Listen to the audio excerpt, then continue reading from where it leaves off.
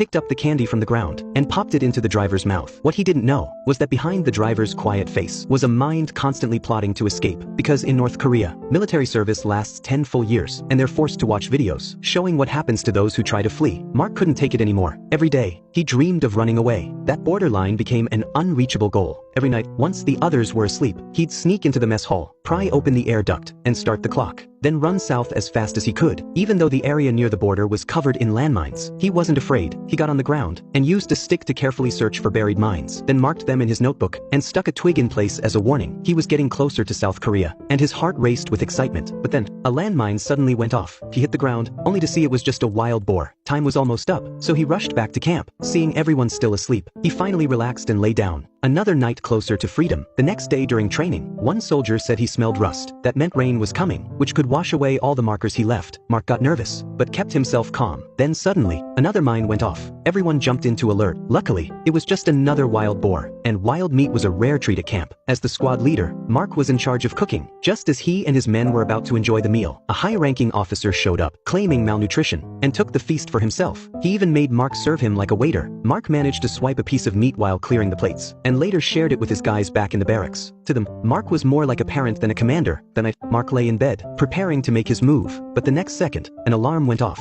Everyone was ordered to assemble. Mark was filled with anxiety. He threw on his gear and rushed to check the mess hall vent, only to discover the escape tunnel had already been found.